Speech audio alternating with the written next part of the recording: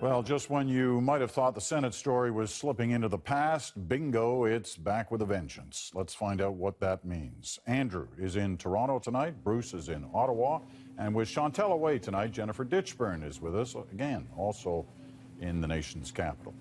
Just a reminder, we explained a little earlier what these documents are. They're called ITOs. The important thing to remember is that they are just allegations. They have not been proven in a court of law. And until such time, they are allegations. Nevertheless, they're pretty fascinating. They've got everybody talking. What was the most important thing you saw in those documents? Jennifer, why don't we start with you? Well, I think it was that there was an original plan. There was a plan A. Plan B turned out to be Nigel Wright paying back the $90,000 out of his own pocket. Let's forget about that plan B. Plan A was to have the party pay back what then seemed to be $30,000 worth of expenses and some legal fees incurred by Mike Duffy. And it was that plan that Nigel Wright said in an email that he asked the Prime Minister to approve. So I think this really changes the story and changes the questions that we're asking. Did the Prime Minister know about Plan A? Never mind just Plan B. And the whole plan, both plans, were supposed to be kept completely secret. That was essential to the scenario. So that was what really jumped out at me today. And that's the first indication that in this period while all this was up for discussion, that the Prime Minister may very well have been consulted. That's the allegation. That's right. Andrew. Yes, just to expand on that, the Prime Minister's laid great stock in the idea that he didn't know about the check going from Nigel Wright to Senator Duffy. He's been asked whether he knew about any Plan A, about whether the party would pay, and he dodged the question in Parliament. But it seems to me that's getting us into very ticklish territory. I'm not exactly clear why it's any better if Senator Gerstein cut the check than if Nigel Wright did. And certainly the evidence is pretty strong that the Prime Minister was consulted and knew about that particular arrangement. We should mention, as we have during this hour, that the RCMP in these documents also says that there's no written evidence of the Prime Minister's knowledge. Of the specific thing of Nigel Wright. Right. I don't, and we can't say conclusively that he knew about the discussions about the party paying. It's just when you see things like we've been given the go-ahead, I've consulted with the PM, it certainly sounds pretty suggestive. Bruce. Well, Peter, I was struck by the fact that there's obviously a mountain of information here, and all of it was available to the Prime Minister in the last several months. During that period of time, there were a period of many weeks, basically, where if he had looked at this information, he would have been giving different answers in the House of Commons if he was going to use that information as a fact basis for what he was saying. So either he chose to ignore all of this information, which was reckless, or he was being dishonest with the House and with Canadians, because there really are some very important consistencies, perhaps the most important of which is that there were, it seems, at least a dozen people, and not very few, not one, but at least a dozen people inside his government who were aware of what was going on. And not once during that period of time when the Prime Minister was standing up every day saying only one person knew about this, did any of them bother to take their boss aside and say, you know, maybe you want to change that answer because it's not factual. And we should also keep in mind that many of those dozen people are, have been very close to the Prime Minister. Some of them meeting with him daily on a variety of different topics, but nevertheless meeting with him daily or talking to him on the phone daily. This is a close circle. And many of whom would appear to be caught out in glaring contradictions, shall we say, or maybe they can be saved by sort of Clintonian evasions. But Senator Gerstein was pretty clear at that party conference that, he was not making any payment to even though Nigel Wright asked him to. Well, in fact, the party was quite ready to make those payments. Senators LeBreton, Tkachuk, and Stuart Olson said, well, we didn't know of any deal to go easy on him in any report, et cetera.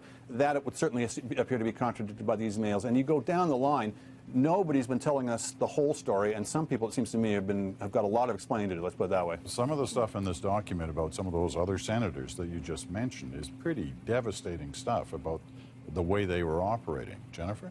Yeah, it's pretty ugly, too. I mean, when you go through this, I can't think of another time when we've been able to look at sort of the inner discussions and inner workings of a sitting government and see what the email traffic was going back and forth. But there's sort of bad-mouthing of each other and accusing other people of not cooperating, you know, and this all within the Prime Minister's office and the leadership in the Senate. And there is a pretty major inconsistency there when you have people saying that we had nothing to do with whitewashing a report on Mike Duffy, when, if you believe what the RCMP are putting in front of us, there was an elaborate scheme to whitewash the report and make any further investigation into Mike Duffy go away. And you'll recall we talked about this months ago, that day, when Senator LeBreton said that this matter is closed. I mean, if you look at it from a different lens, that was allegedly part of a scenario to say, yes, the matter is closed and we don't want to look at it anymore. You know, you're right when you say this sort of glimpse that we rarely, if ever, I can't remember where we've seen like detailed emails back and forth by people within the Prime Minister's office. This is stuff that's usually held back from, you know, by privilege, and you never hear it. So it's quite interesting on that. Nigel Wright, the former Chief of Staff, the person perhaps closest to the Prime Minister, certainly within that office. This alleges that he was involved in criminal behavior in that office. Bruce. Well, I think that reading through the document today gave me a mixture of feelings about Nigel Wright's role in this. Certainly, there was plenty of evidence that he was very cooperative. There was also plenty of evidence that he had kind of strong emotional reactions to what was going on, to how difficult he was finding it to solve this problem for his boss and for the government that he was working for.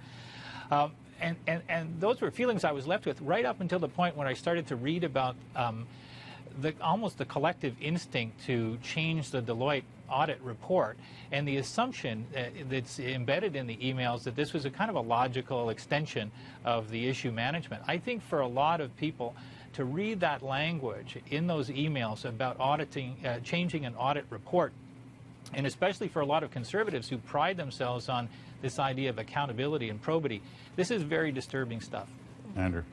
A lot of people seem to have lost sight of some sort of moral and ethical lines here. You can see it in that language. It's constant reference to media lines or what so-and-so can say. And what they don't acknowledge to themselves is that half the time what they're talking about is that so-and-so will lie about something, will tell a fib to the public. And so I think people have gotten so caught up in their spin, it remains a mystery why Nigel Wright, who at the beginning of this affair was insisting forthrightly to Duffy, you have to pay back the expenses, you have to pay them back, and somewhere along the way, for some reason we don't know why, flipped on this, first trying to get the party to pay and then himself paying it. And that remains, I think, at the nub of this affair. You know, both Diana and Chris Hall earlier talked about the potential of a white knight in this story, the one person who's not in the office, nowhere near Parliament Hill anymore, who actually was warning there were problems here. Aside from him, is there any good news at all in these documents for those who are arguing the government side of this story?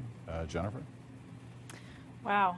I actually think that the documents are relatively good for Nigel Wright because, as Bruce said, he comes across as someone who is trying to make something right and had a real ethical problem with what Mike Duffy's expenses had turned out to be. And also, Senator Linda Frum spoke up at one point and said to the Prime Minister's office, this is a mess, and you know, we're all going to have collective blame for what's going on behind the scenes. But other than that, I think this is a pretty damning document for the government, especially when you consider they told us there were no documents, remember? And they also told us that no one else in the office knew. At least 6 people, 6 top conservatives knew about that repayment.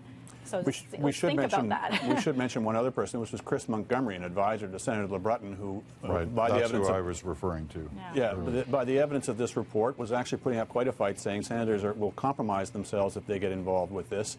Was eventually overcome or prevailed upon, but he seems to be one of the few people who actually said this is really wrong what we're doing here. All right, well, Peter, I got to leave it at that, Bruce. I'm sorry I'm out of time, but the good news is you've got tomorrow. We'll be back with more.